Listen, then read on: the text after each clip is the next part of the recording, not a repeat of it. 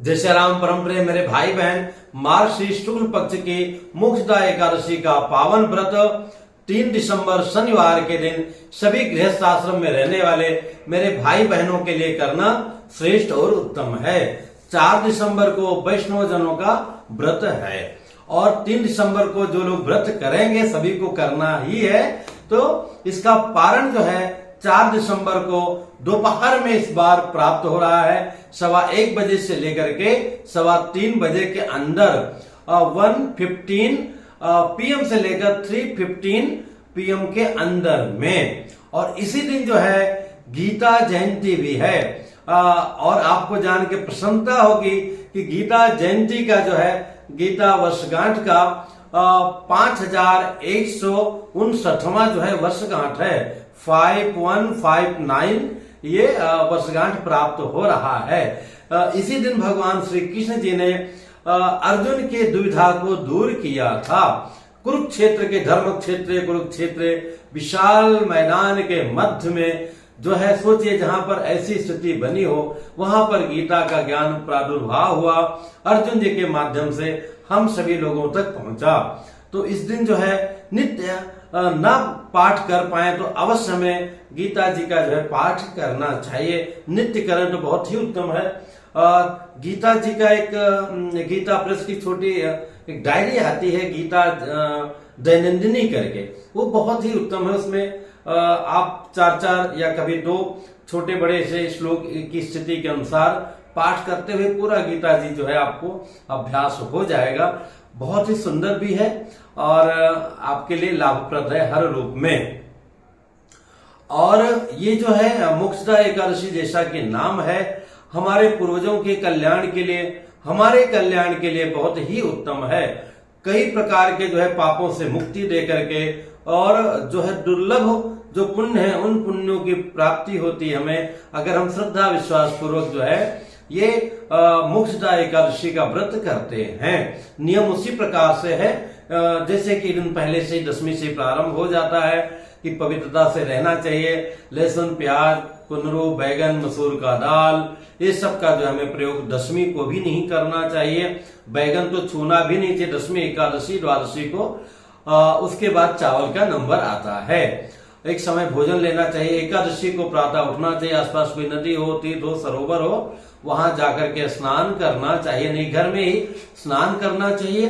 सोने के पहले 10वीं को ही रात्रि में मंजन इत्यादि कर लेना चाहिए। इस दिन हमें मंजन वगैरह नहीं करना चाहिए क्योंकि वो सब बहुत आधुनिक चीजों से बना होता है। इसके बाद में हमें शेविंग नहीं करना चाहिए। आफ्टर सेव वगैरह जो लगाते हैं, हाँ जिनके लिए बड़ी व्यवस्था है कि भैया नौकरी से उनकी जैसे आराम हो जाएगी, उनकी बात अलग है। और अगर चल सकता है तो उनको भी चलाना चाहिए। और नेल पॉलिश, लिपस्टिक, इन सब चीजों का भी प्रयोग बिल्कुल 2-4 दिन पहले से ही बंद कर देना चाहिए, बहुत ही उत्तम रहेगा। मध्याह्न काल में भगवान विष्णु जी का विधिवत पूजन करना चाहिए। नहीं, सत्यनारायण भगवान की कथा कर सकते हैं, आचार्य पुरोहितों को बुला करके और विशेष आयोजन पूजन कर सकते हैं। इस दिन सर्वार्थ सिद्धि योग का भी अच्छा लाभ मिल रहा है। और इसके साथ में अभिजिन मुहूर्त 11:50 से लेकर 12:30 बजे के अंदर कोई भी विशेष कार्य आप कर सकते हैं। और पंचक इत्यादि का तो शाम का प्रभाव होगा, तो जो है संध्या वेला के पहले ही विशेष सत्कर्म कर लेना उत्तम है। बाद में भी कर सकते हैं क्योंकि इसमें उसका कोई प्रभाव नहीं होता है। रात्रि जागरण करना चाहिए और कथा श्रवण करना चाहिए। और अगले दिन प्रातः पुनः जो है, जैसा कि इस बार 1:15 बजे से लेकर के पारण का समय है, उसके पहले भगवान की सेवा करके ब्राह्मणों को बुला के जिवा के फिर खाना चाहिए। नहीं तो हमें अन्न सीधा इत्यादि निकाल करके, गौग्रास निकाल करके फिर हमें पारण करना चाहिए। इसकी कथा आती, कथा भी बड़ा ही महत्वपूर्ण है। भगवान श्री कृष्ण जी ने युधिष्ठिर जी को सुनाया था कि मोक्ष को हमारे जीवन के बाद हमें तो मोक्ष प्रदान करेगा ही। हमारे जो पितरगण हैं, जो पितरलोक आदि में हैं, जो किन्हीं भी कारण से अतृप्त हैं और प्रेत योनि में अथवा पितृ योनि में, प्रेत योनि में है, पितृ योनि में न रह करके नरक आज भोग रहे हैं, अगर हम उनके निमित्त, उनके कल्याण की दृष्टि से व्रत करते हैं, संकल्प लेके करें तो बहुत ही उत्तम है। पर मन का संकल्प सबसे बड़ा होता है। उसी प्रकार से जैसे पिता कभी लिखकर नहीं देता कि बेटे का जो है हम 10वीं तक 12वीं तक अथवा आगे तक हम फीस भरेंगे, इसका सारे व्यवस्था करेंगे, पर वो सब कुछ करता है। इसी प्रकार से संकल्प करना बहुत ही उत्तम है, पर संकल्प ना भी हो तो चलता है, करना आवश्यक है। उस भावना से करेंगे कि हमारे पूर्वजों का कल्याण हो तो बहुत ही श्रेष्ठ रहेगा। उसी से संदर्भ में कथा है, श्री कृष्ण जी ने युधिष्ठिर जी को सुनाया कि प्राचीन काल में गोकुल नगरी में बैखानस नाम के राजा थे, बड़े ही पुण्यात्मा, धर्म कर्म करने वाले, और उनके राज्य में समस्त विद्वत जन रहते थे। बहुत काल व्यतीत होने के बाद एक रात्रि में उनको स्वप्न आया कि उनके पिताजी जो है नरक लोक में हैं, बहुत ही परेशान है और बेटे से प्रार्थना कर रहे हैं कि बेटा मुझे इस नरक लोक से जल्दी निकालो, कैसे निकालो उसका मार्ग ढूंढो। राजा की नींद खुली और रात्रि में वो व्यतीत हो गए। प्रातः दरबार में अपने सब आचार्य गणों को बुलाया, उनसे विमर्श किया कि ऐसा क्या हो सकता है और कैसे हमारे पिताजी का उद्धार हो, उसका आप उपाय बताएं। तो कहे हम लोग तो महाराज जी साधारण हैं, चलते हैं, ढूंढते हैं, कहीं कोई विशेष ऋषि मिले तो उनके द्वारा ही उनके बताए गए मार्गदर्शन के अनुसार हम लोग करेंगे तो निश्चित ही जो है पिताजी के, महाराज की आत्मा को कल्याण होगा।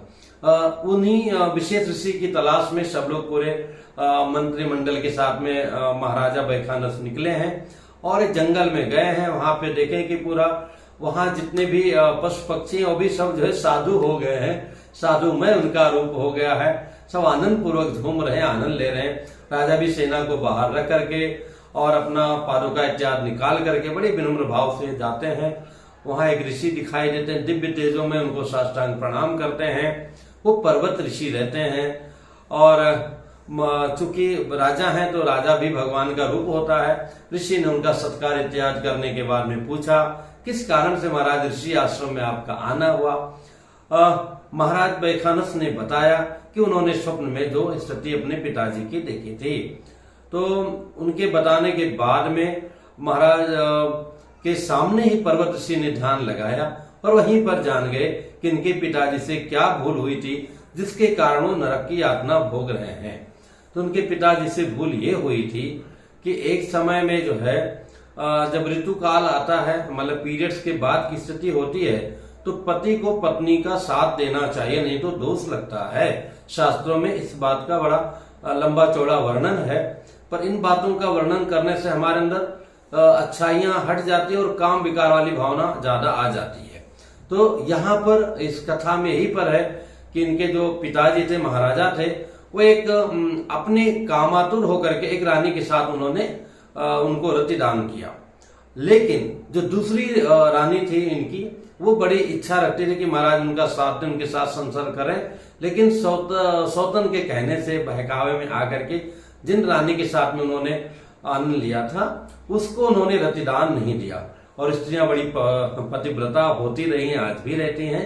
तो उस अब वो बेचारी किसको बोल पावे, क्या कर पाए, वो जो है दुखी मन से रह गई।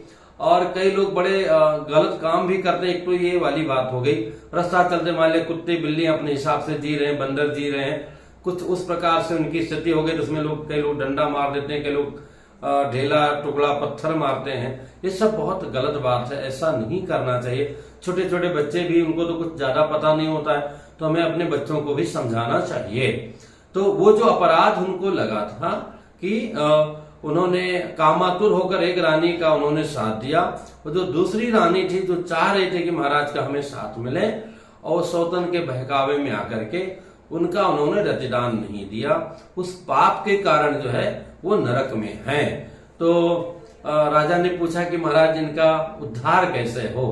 तो उन्होंने कहा कि आने वाला जो है मोक्षदा एकादशी का व्रत है, आप जो है विधिवत कीजिए और इस भावना के साथ कीजिए कि हमारे पिताजी को नरक से मुक्ति मिल जाए, मोक्ष मिल जाए उनको। उस भावना से महाराज वापस आए, महाराज को प्रणाम करे, ऋषि को, और अपने पूरे परिवार के साथ में, यहाँ तक भी आता कि नगर वासियों ने भी महाराजा के कल्याण के लिए व्रत किया और बाद में वो स्वर्ग लोक में चले गए, नरक लोक से मुक्ति पा करके। तो बहुत ही परम कल्याणकारी व्रत है, हमें इसका लाभ लेना चाहिए। एकादशी का व्रत हर व्यक्ति को अवश्य करना चाहिए। एकादशी के दिन अन्न खाने का दोष लगता है। व्रत में जैसे कोई बीमार है, वृद्ध है, अथवा जो है रोगी है, तो बच्चा है, उसको छूट है, पर उनको भी जो है चावल है, बैगन है, मसूर की दाल है, लहसुन प्याज है, ये सब नहीं देना चाहिए। बहुत ही आवश्यक है कि भैया चलो बिना चावल के जी नहीं पाएगा, बच नहीं पाएगा, उस स्थिति में शायद एक बार किया जा सकता है, पर सामान्य रूप में तो बिल्कुल या विशेष रूप में भी इन सब चीजों से बचना चाहिए। पुनः मिलूंगा एक नई जानकारी के साथ में। जय श्री राम।